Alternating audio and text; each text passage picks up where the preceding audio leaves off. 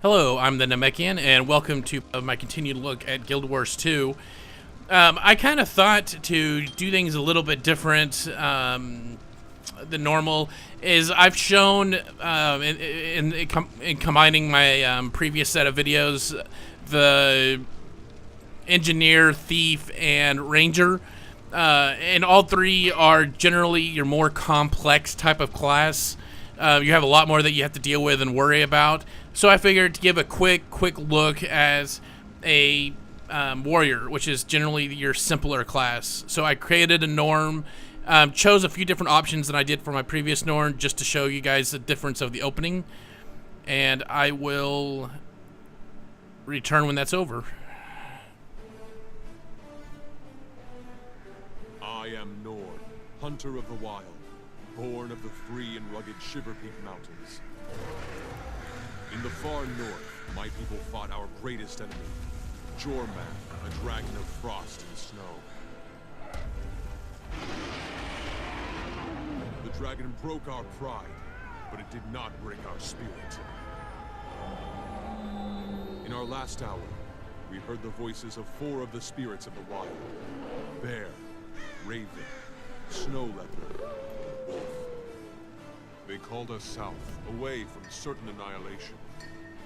We founded the Great Lodge of Holbreck and claimed new hunting grounds. Some say we should not fight Jormag. I say the greatest risk is to wager nothing at all.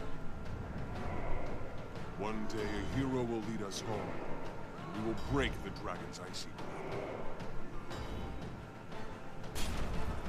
I was born in the fire of combat. My spirit has been forged and tempered like steel. Like my ancestors before me, I seek glory. One day, I will take my place among the heroes of the North.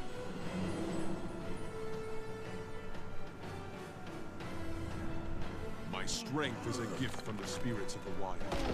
With it, I can hold back the tide. I can move mountains. I can overcome anything that stands in my way. I am still untested, but already, my deeds have earned me friendship and great respect. Each year, a great hunt is called in Holbreck. Only the best among us are invited to participate. I shall use my might to collect trophies that prove my worth, then drink and boast of my victories. I accept this challenge. I relish it. Come, danger. Come, adventure. In the lodges and halls of my people, my strength will make me immortal. This is my story.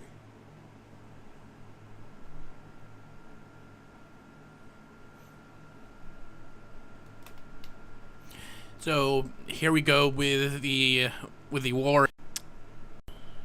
Be spending a whole lot of time with this class as I do with the others. Again, this is just more of a kind of a show.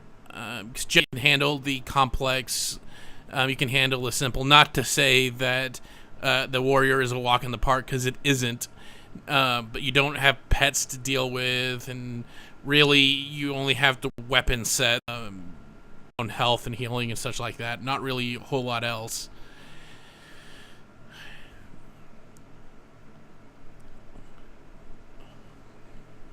So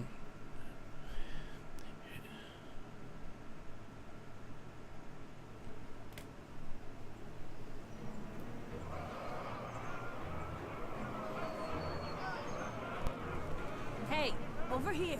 You don't want to miss a chance for glory. And right off the bat, my first combat experience, I can tell that handles far differently than even the thief when it comes to melee. You know how you're going to want to move your character in fighting. Dodging back could be a bad thing for you, whereas dodging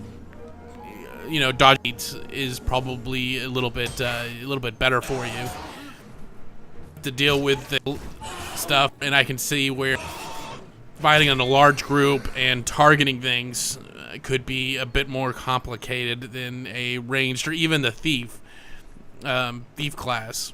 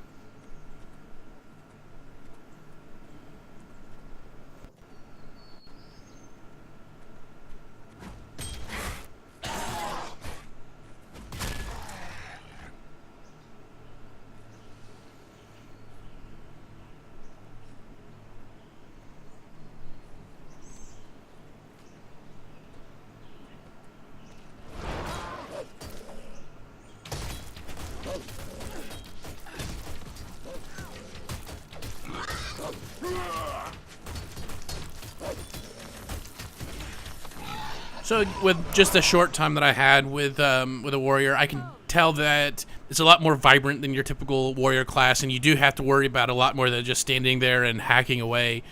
As kind of a comparison, I would kind of treat the warrior sort of like, say, Boromir from Lord of the Rings, whereas your thief would be more like Aragorn or something.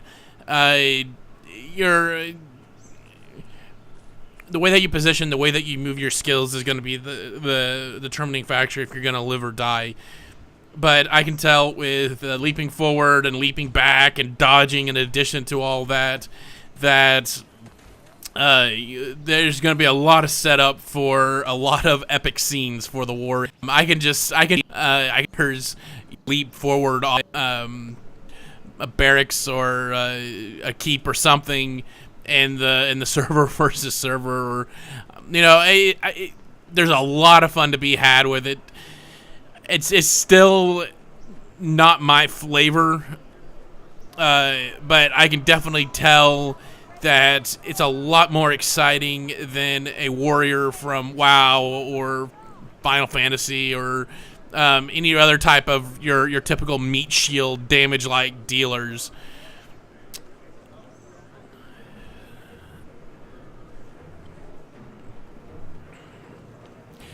And I try to see if I do any better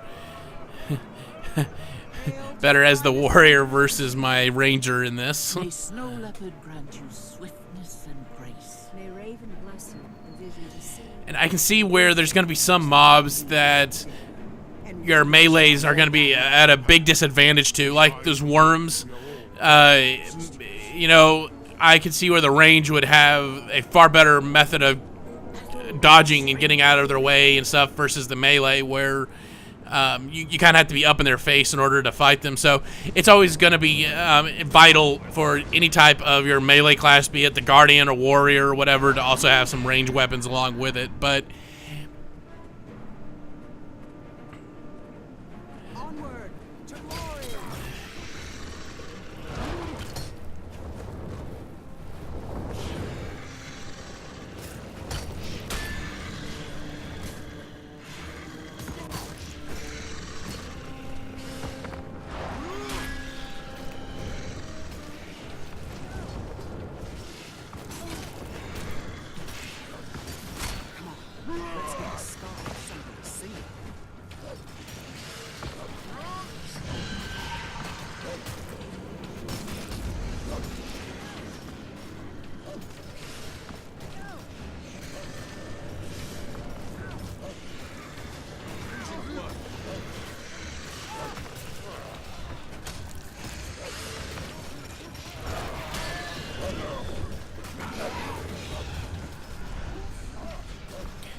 Does my warrior do any better as he tries to run away?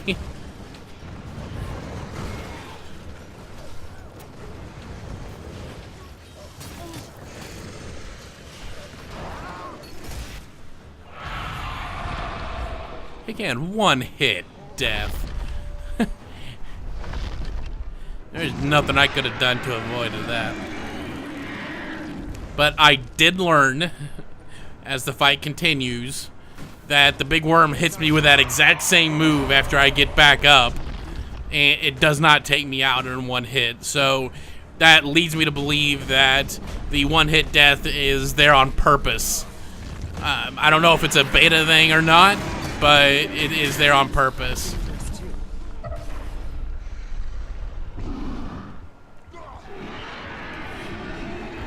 But I did have a whole lot more fun playing this event as the warrior versus the ranger.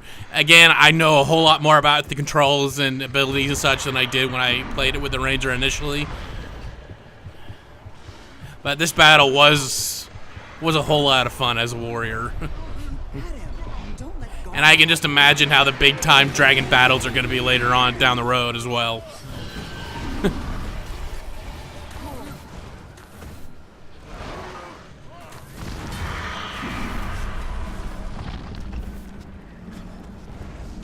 And that's that. It's a fun class. Definitely not one that I'm going to be doing starting off, but it was. You can't go wrong by being one either. You know, you're not. It's definitely not a lazy class. You still have to be paying attention and still be knowing what the heck's going on and kind of using some tactics, but you know, if you like the meat shields from the previous games, but kind of thought that there wasn't much to it, then this is for you. As always, thanks for watching. God bless.